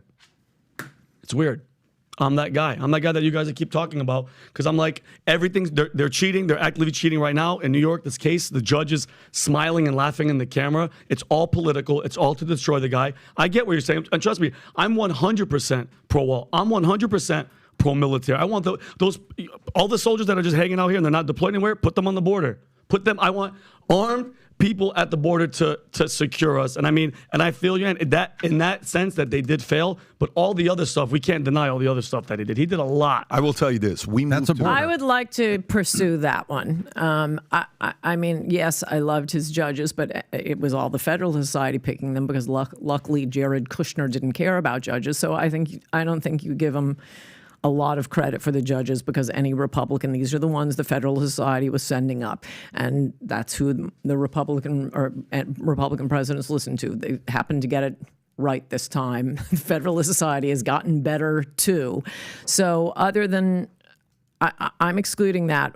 What did he do that you like that Jeb Bush wouldn't have done? Well, here's how I'll answer that. Where we are right now today, just look at America.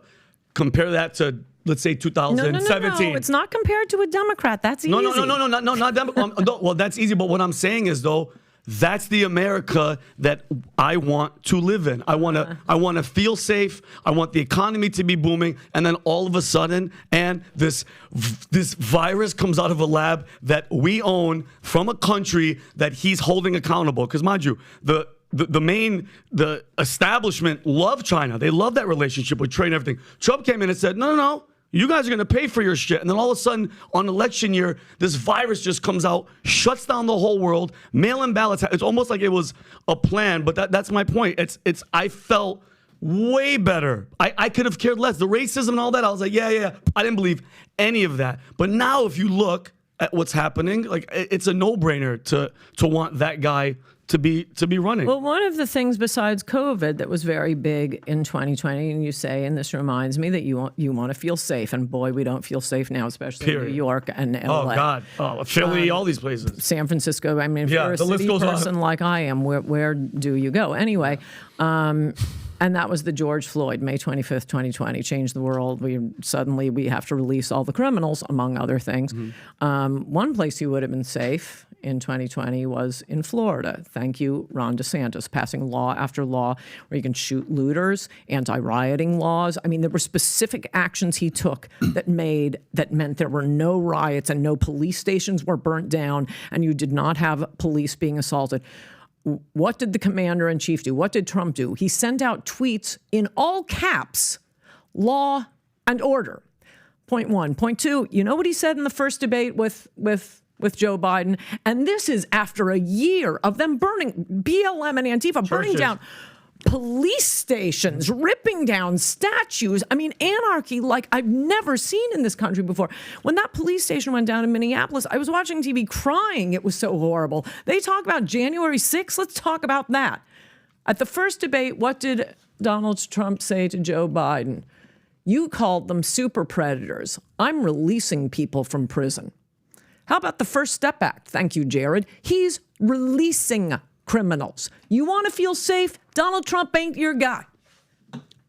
Okay, so let's go back to Florida. You said what Ron did during this time for Florida. That's why we moved here, by the way. He Oh, crushed really? it. Yeah, we're here because of DeSantis. Oh, Just so really? you know.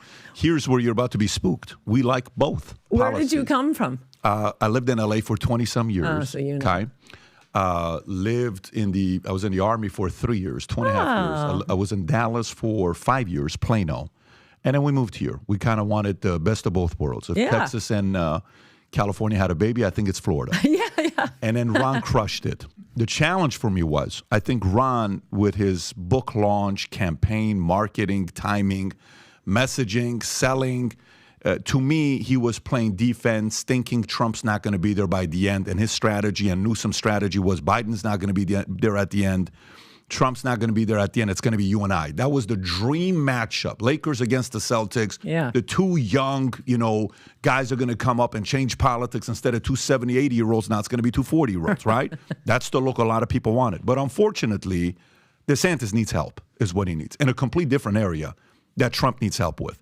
DeSantis needs help selling policies. Trump needs help with a complete different gamut of issues that he's got. Brain transplant. Yeah, and we'll see what's going to happen with this the next 3-6 months. I think a lot's going to be, we're going to learn, like you're saying, I'm afraid to make, not afraid, but I don't want to make predictions too early. We're going to learn a lot, I think, January, February, probably November, we'll learn on what's going on. December, we'll learn what's going on. But right now, they're still going at it. Let me change the subject. And I know here. I'm making crazy predictions, by the way. And you're in that world. That's why you're 13 times New York Times bestseller, because you say outlandish things and people want to go read about who hate or love you. But think about, what do you think about what happened with McCarthy, Speaker of the House, and Matt Gaetz? Oh, I'm so glad you asked me. Because I'm angry about this. I should say I really like Matt Gaetz. He's incredibly articulate. I agree with him on a lot of issues. He was utterly unfairly smeared, and I tweeted at him the day he was doing this, please don't do this, please don't do this, because there are other Republicans who aren't in like 90% Republican districts, Matt. They have to get reelected. Right now we have the narrowest of majorities in the House. We don't have the Senate at all, and we don't have the presidency at all. So I want, like Matt Gaetz and the rest of these rah-rah people to watch that little cartoon they used to have, how a bill becomes law. Okay, McCarthy could have been the most badass you want. It goes and it dies in the Senate. It doesn't even get brought up in the Senate. And if somehow you got the Senate to, have them have brain transplants, it goes to Biden and he vetoes it. So I tweeted at Gaetz saying, your number one objective is to increase majorities or get majorities in House, Senate, and win the presidency. Once you have that, you can do stuff like, oh my gosh, build the wall. Okay, I'm not going back to that. And so I'm angry with him for this. And then this morning at 7 a.m., I sent out to my Substack subscribers, be suspicious when the New York Times has an above the fold, this is in today's New York Times, above the fold front page article promoting Steve Bannon. Oh, God. Now let's ask ourselves before we see what it is. Is this going to be a good idea for Republicans or a bad idea for Republicans? And I was reading the article, obviously in the middle of the night. I actually scheduled this to go out at whatever it was, 6 or 7. And what he's telling Republicans is, and he's quoted in there, which I put in the Substack, act crazy. Come up with the most outrageous amendments you can come up with. I want total chaos. We're going to shut down the government, shut it down. I'm going to show people shutdowns are great. Okay, what's the biggest advantage the Republican Party has right now? We're not insane. We have Democrats pushing transgenders, poisoning and mutilating little children. They are aggressively discriminating against white Americans. They have opened up the border like we have never seen before. It is creeping into, even New Yorkers are fed up with this now. They're never going back to sanctuary city. The sanctuary cities are overturning it, and the Democrats will not stop. Last night I saw on, and I don't even think this was MSNBC, CNN, this woman was, I mostly watch MSNBC to the extent I watch because they're really insane. This woman was interviewing the first transgender legislator who was elected in some tiny little election in Tennessee. And I'm thinking, you people won't give up on this. Yep. You won't stop. Boys in girls sports. Ukraine, I don't think it's very popular right now, and I think it's going to be less popular next year when people can't pay their bills. So what's the Republicans' brand right now? Sane. And Bannon is saying, act insane. This will be great. Woohoo, war. No, please, please, please, Republicans, don't be insane.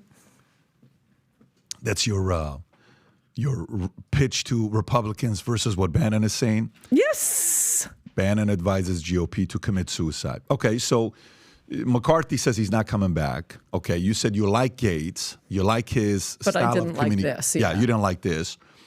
First time ever, right? This has happened. Is this what they're doing to the Speaker of the House, right? Yeah. Pre-Civil War. And it was fairly quick. It's like, bam. It's like when it got it done. One, who do you think is going to replace him? By the way, did you see the way, That guy the is way crazy. that was pretty solid. He sent He's everybody been working out. Yeah. He sent everybody home for a week too, right? He sent everybody home, and they're not going back. Matt Gaetz till Tuesday. Who do you think's going to replace him? You're hearing a bunch of people are talking about, this is an opportunity. Trump should come and be the Speaker of the House, and you don't have to be a member of the Congress to be this. Who do you think's actually going to end up being chosen and be the Speaker of the House? Well, oddly, this is actually kind of out of my wheelhouse. I don't pay attention at that level. How important do you think that position is? Not very right now, because we don't have, again, they have a very, very, very narrow majority. So you can't really do anything. In one house. Well, this is what they ought to be doing.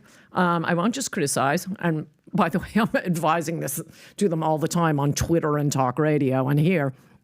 What Republicans ought to be doing in this situation, again, number one objective, win more seats. Get majorities. That's all you want to do. Okay, so we have lots of positions that are 80-20 popular. The wall, anchor babies, dreamers. I say Ukraine funding, but I'll give you that's 50-50 still. Boys in girls sports. Lots of crime issues they could be doing. Anyway, they should be passing bills, rather. The Republicans can do this that are 80-20 popular. Okay, I'll give you 60-40 popular. That is so easy. That is so easy.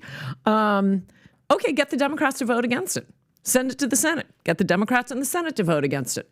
And a lot of Democrats, every Democrat in the House is up for re-election next year, and 1/3 of the senators are. And a lot of them are going to be looking at their re-elections, and they may have to go to their Democrat, and the leader, Schumer, or whomever it is in the House, and say, I got to vote for this. I'm going to lose my election. So you could actually get some laws through because Democrats would be afraid.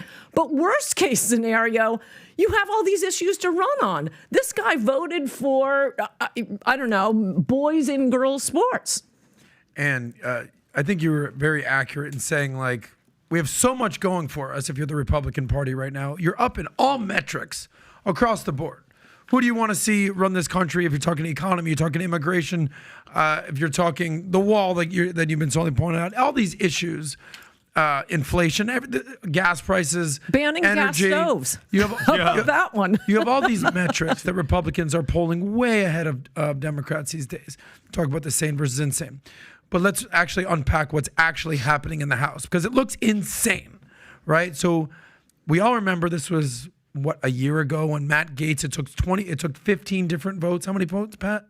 15 different times for Kevin McCarthy to become Speaker of the House. Little did we know that part of the agreement was the fact that McCarthy agreed that just one member of the House, right, would be required to call for a vote to vacate the office at any time. So part of the agreement that McCarthy made with Gaetz was, all right, if you vote for me, I'm willing to agree that if only one member of the House comes back. So this all just came back to bite him in the ass.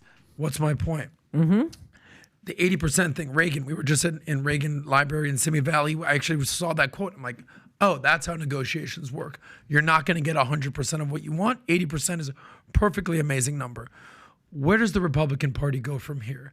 It was 8 members of the House that sided with who?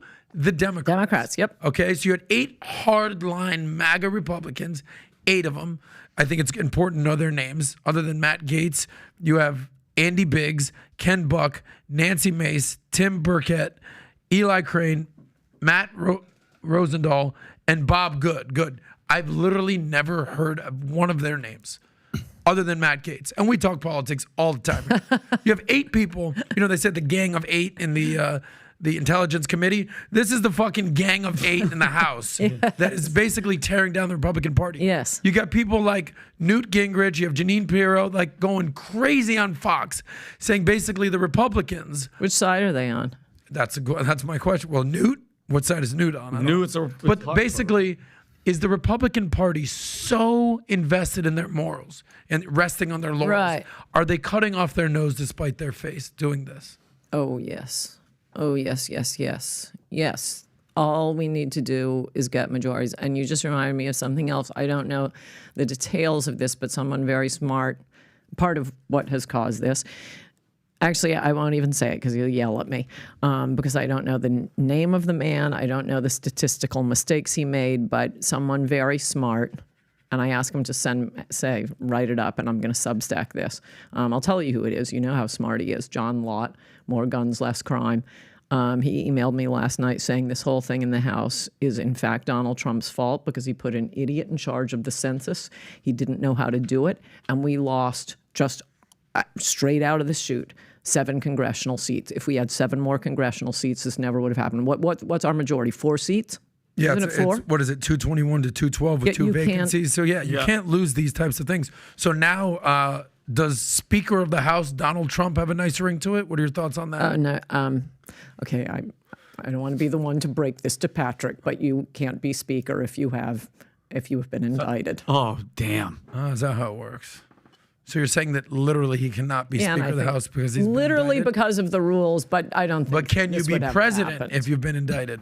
Sure, you can be elected if you've been indicted. You can be in. There was a black congressman in New York years ago. I ought to know this. I did go to law school, but as I recall, he was running for office from prison and won election and went up to the Supreme Court because the Supreme Court tried to expel him or not seat him, and the Supreme Court said, if that's who the voters vote for, Mike, is that him? No? No, it was a long time That ago. is not a black guy. That is not a black guy. I think it was could be. before I was born, and it's a famous black politician that's kind of on the tip of my tongue. It's not even that important, but the answer is if the voters vote for you, you can serve from prison. So Donald Trump indicted cannot be Speaker of the House, but could still be President of the United States again. Except there's no possible way. Yeah, the Texas guys, 64 style land. the Texas guys that have nominated Donald Trump for that is just Charlie Rangel. Yeah, that's just a window dressing because it's legislatively impossible. I think Kevin McCarthy got schooled. I think he got schooled. All these guys supposedly went to law school, right? And you would think Kevin McCarthy would know the difference between a performance clause and a unilateral action clause. He gave Matt Gaetz a unilateral action clause. And what a unilateral action clause is basically like saying, your dad makes this thing. If you get straight A's, we're going on vacation. If you always clean your room, you're going to get this allowance. And then he puts a unilateral action clause at the bottom that says, unless I'm really in a bad mood one day and I'll do none of it. And that's basically what Matt Gaetz put in. He had all these things in there that just said, if we're ever in a bad mood one day, we can call a vote and toss you out because we know we'll have the Dems plus 8 is 216 to 210. Yeah, that's all we need. We can even have Eli Crane, Arizona, good guy, by the way, go the other way, and they thought he was. And maybe it's only 5 votes, but we only need 1, and we're going to get you. And I feel like McCarthy was so desperate in the middle of what had become a media circus of electing the speaker that he basically did a bad contract. And there's entrepreneurs out there all the time that Pat and I know this because we're operators. We don't live in the political sphere. We live in where we're building jobs and following visions and stuff. And when you have a contract, if you get too excited at the end, you make mistakes. You give in at the end because you give into the emotion into the deal. I don't think he would have been speaker otherwise. That's the point. So he was so married to be speaker that no wasn't good enough, and instead he we'd puts still be voting on that. I mean, I genuinely hate to say 84. this because, Welcome, America. Right. Matt Gaetz does a lot of great things, but that was Matt Gaetz's fault too. It was Matt Gaetz who said, "I will only vote present if you put this in," and if it hadn't been McCarthy. I mean, I kind of liked that they took a while voting for the speaker. I liked it the first few days, but I would not want to have them still voting on this. This is why Republicans need large majorities, a 4-vote majority, and it's going to be hell. And who are the winners and losers here? We like to do that here. This is who won. This is who lost. Here's who I got. I'd love you to build on this list. The winners are obviously the Democratic Party here. It just proves that Democrats are real about governing, whether their policies are ridiculous or not. This is what they want to do. They want to win. Whereas Republicans are like, their whole mantra is less government, less governing.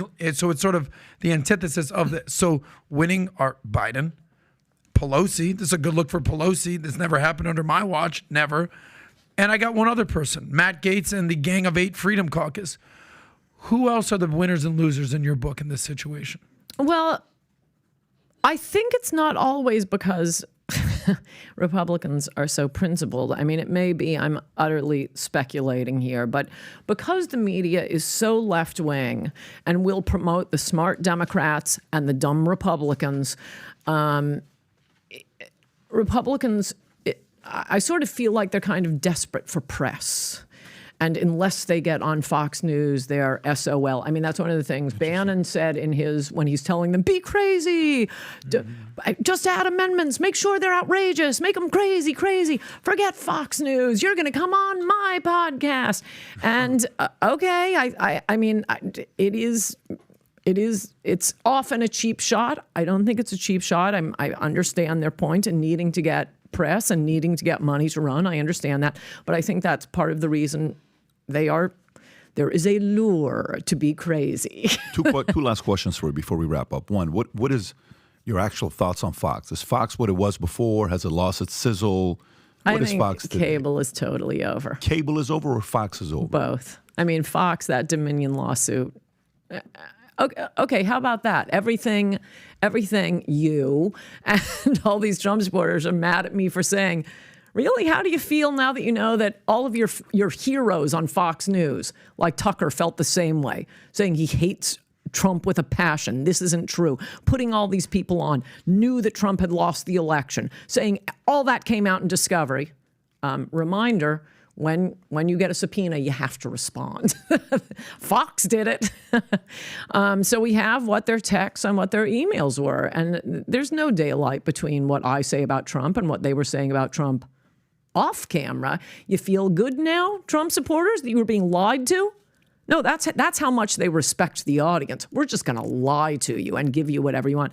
And all the networks are doing that now. I'm friends with Lawrence O'Donnell. We used to have dinner in L.A. He put me on one time. He's an MSNBC primetime host. I don't know if people know who he is.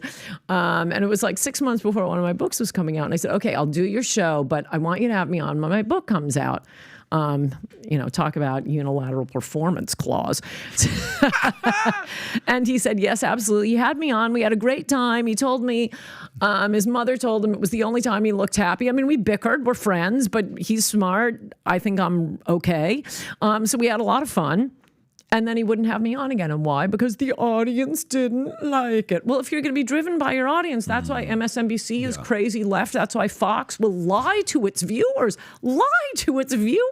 See, that's why we'll have Stephen Schmidt last week, and the audience can get upset. And next week we'll have you on, and the other side of the audience can get upset. And the next week we'll have an athlete on, and then they're going to be confused half the time. We just like talking to people. There's something I want you to do for me. You've got to get me the clip of him arguing with Steve Schmidt, because I can't bear to look at him. I can't bear to listen to it's all him. over Twitter. But if I can just see the clip of you, you would enjoy that it. will make me happy. When we leave you, I'm going to give it to you. And last but not least, thoughts on Tucker, Tucker's growth and what he's doing right now, and how he's exploding. His show is all over the place, getting the kind of eyeballs that he's getting. What do you think about what he's doing? No, I think he's going to go the way. I ought to say, I think the only good things he ever said on his show, he stole from me. And the crazy stuff about UFOs, and we're all going to die of COVID. You probably don't remember that. Oh, yeah, he was the one who drove to Mar-a-Lago to tell the president, you've got to shut down the country. Yeah, got a lot of good press for that. And January 6th was all FBI agents. Crazy. So not a fan. And I think he's going the way of the rest of them. I mean, it shows you, at least it used to. I think this is changing, and thanks to podcasts like yours, Podcasts are so much bigger now. People are cutting cable. No one under the age of 60 owns a television set. And that is so good for the conservative movement, because Fox has had way too much power too long, and it shows you the power of that media real estate. Going back to, I forget some of the early ones, Paula Zahn, Glenn Beck, Megyn Kelly, Bill O'Reilly, Tucker. Once they're gone, they're kind of gone. You mentioned January 6th. How do you Meaning feel what? about- Meaning they're done? Like, No, but you have just been given the most wonderful. You've won a lottery ticket if you get a show. At least it used to be the case. I think this is changing on Fox News. For one thing, I think they're not as interesting or smart anymore. And January 6th, the only thing, I mean, what I think is stupid is the idea that this was planned by the FBI. Yes, there were FBI informants. And I remember going through this with all of the terrorism bust George Bush, too, used to do after 9/11. Every time they'd bust, there was that Lackawanna 7, and there was the guy who was going to blow up the Brooklyn Bridge. I forget how many there were. And there were FBI agents involved, MSNBC. That doesn't mean that these guys weren't really planning a terrorist attack. And the idea that all of those people on the mall to hear Donald Trump, no, I don't think it's legal incitement. That's dumb, but that was very, very bad for right-wingers. I wrote a book about mobs. It's called Demonic. Mobs are always demonic. I go through the history of American Revolution versus French Revolution. We're the party of the rule of law and the Constitution. We explain. No, the French Revolution, they're running around, guillotining people and with heads on pikes. That's the left. And I could say in that book and since that book, there has never been a right-wing mob in United States history.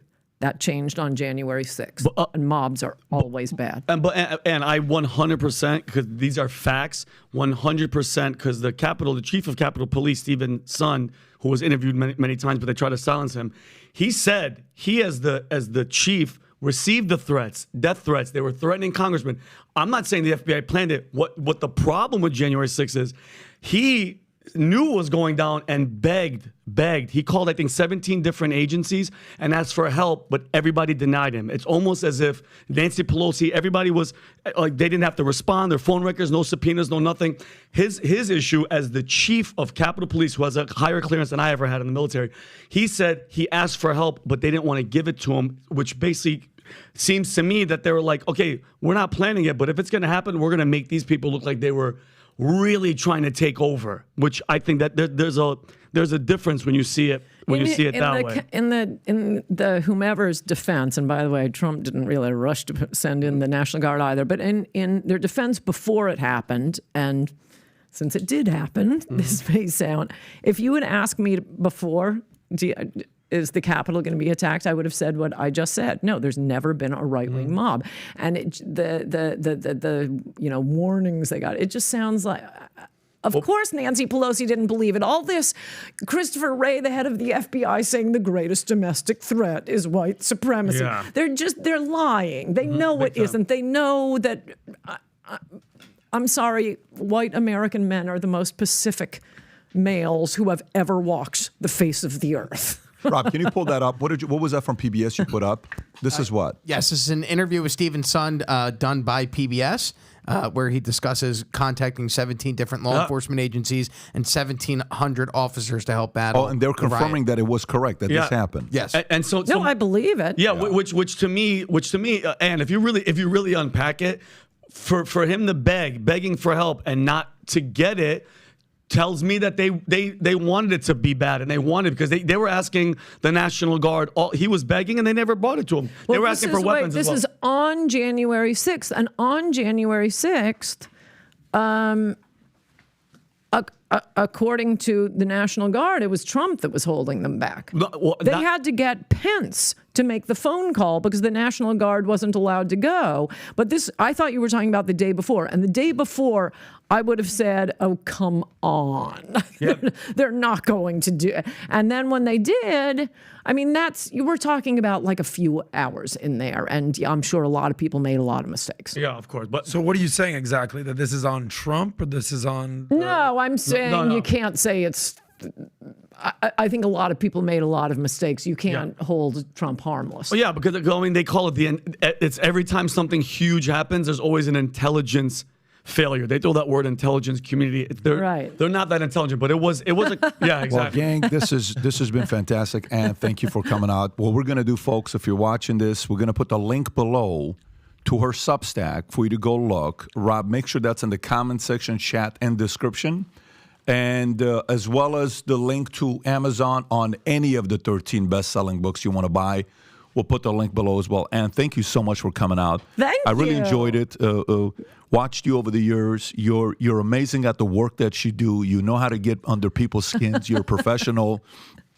And I know this, when we're sitting down talking, I challenge you on a couple different things. This is fun. Yeah, I enjoyed it. I had a lot of fun Put with it. up Hopefully the we'll book do in it again in the Trump We future. Trust. That's Yeah, the one I'll everybody definitely should put that. read. That's a good one. Rob, put that as a top. Okay, gang, I think we're doing Tim Pool? I think we're doing Tim Pool and Jimmy Dore on Saturday. Correct, 9 a.m. Saturday. There may be a surprise podcast tomorrow, and I'll tell you about it. Nobody else know. You and I will talk about it afterwards. Oh. Okay, take care, everybody. Bye-bye, bye-bye.